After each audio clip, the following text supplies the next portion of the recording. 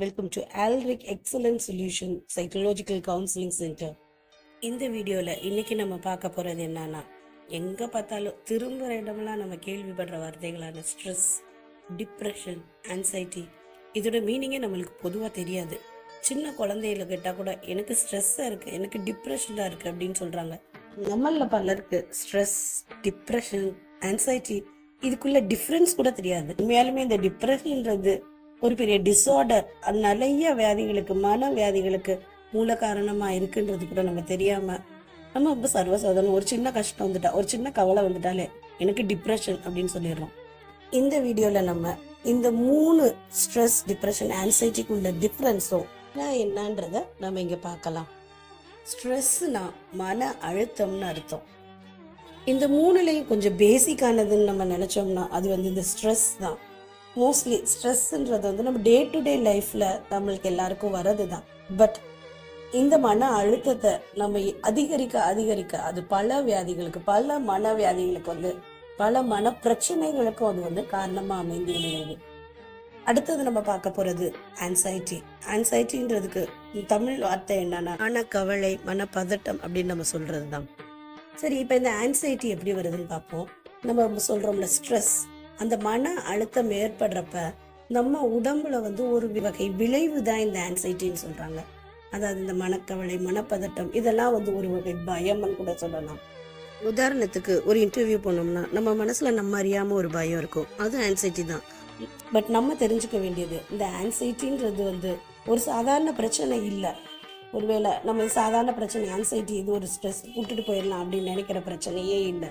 இந்த ஆன்சைட்டின்றது நம்ம விட இது நம்மளுக்கு ஒரு டிஸார்டரா கூட மாறுறதுக்கு சான்சஸ் இருக்கு. அடுத்து நம்ம பார்க்க போறது, நம்ம ரொம்ப சர்வசாதாரணமா எப்ப பார்த்தாலும் நம்ம யூஸ் பண்ற வேர்டான டிப்ரெஷன்.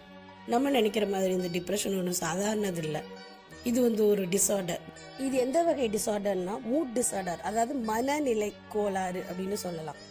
இந்த மன சோர்வு அல்லது இந்த டிப்ரெஷன்ன்றது ஒரு சாதாரண ஸ்ட்ரெஸ் மாதிரி சில நிமிடங்கள் இருந்துட்டோ இல்லை சில நாட்கள் இருந்துட்டு போறதோ இல்லை.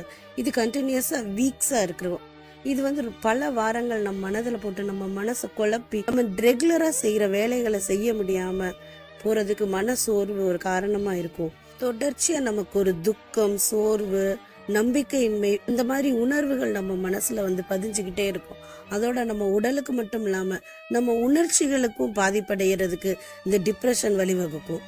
ஒரு ஸ்டேஜ்ல இந்த டிப்ரெஷன் தற்கொலைக்கு கூட தூண்டுறதா மாறிடும். ஓகே, இப்ப நம்மளுக்கு ஸ்ட்ரெஸ், ஆன்சைட்டி, டிப்ரெஷன் இது 3க்கும் உள்ள வித்தியாசம் தெரிஞ்சிச்சு. ஒருவேளை நீங்க பல நாட்களா இந்த மன அழுத்தமாகிய இந்த ஸ்ட்ரெஸ் இல்லாட்டி மனக்கவலை, ஆன்சைட்டி, கோபம், பயம் இதனால நீங்க ரொம்ப கஷ்டப்பட்டுட்டு இருக்கீங்களா?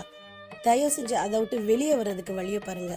இதுக்குரிய காரணங்கள் தெரிஞ்சு வெளியே வர்றதுக்கு வழியை பாருங்க. சப்போஸ் உங்களாலேயே வெளியே வர முடியலைன்னா பக்கத்துல இருக்க ஒரு கவுன்சிலரையோ சைக்காலஜிஸ்டையோ அணுகுங்க. அவங்கள மீட் பண்றதுக்கு வெக்கப்படவோ அசிங்கப்படவோ தேவையே இல்லை. எப்படி நமக்கு ஒரு காய்ச்சல் வந்தா தொடக்கத்திலேயே போய் ஒரு டாக்டரை பார்த்தா டக்குனு கிளியர் ஆயிருதோ அதே மாதிரி தான் இது. அப்பப்ப நீங்க வெளியே ஏற்ற உங்களுடைய பிரச்சனைகள், உங்களுடைய மன கஷ்டங்கள், மன வியாதிகள் அதுல இருந்து நீங்க தப்பிக்க நிறைய வழி இருக்கு. ஒரு எக்ஸாம்பிளுக்கு ஒரு பலூனை ஊத காத்து சேர ஒரு நாள் வெடிச்சு செதுரும். அதே போலதான் நம்ம மனசும்.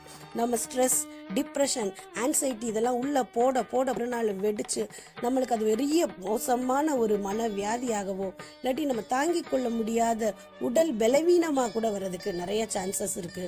ஸோ முதலையே நம்ம எல்லாத்தையும் விட்டு வெளியே வருவோம். இதோட கண்டினியூஸா அடுத்த வீடியோலயே ஸ்ட்ரெஸ் பத்தியும் அதோட சிம்டம்ஸ், அதை எப்படி அதை விட்டு வெளியே வரலாம் அப்படின்றத பத்தியும் போஸ்ட் பண்ணியிருக்கோம். அதையும் ஃபாலோ பண்ணிக்கோங்க. மனநோய் வரும் வரை மன ஆரோக்கியத்தை பற்றி கவலைப்படாதவர்களாக இல்லாமல் வருமுன் காப்போம்.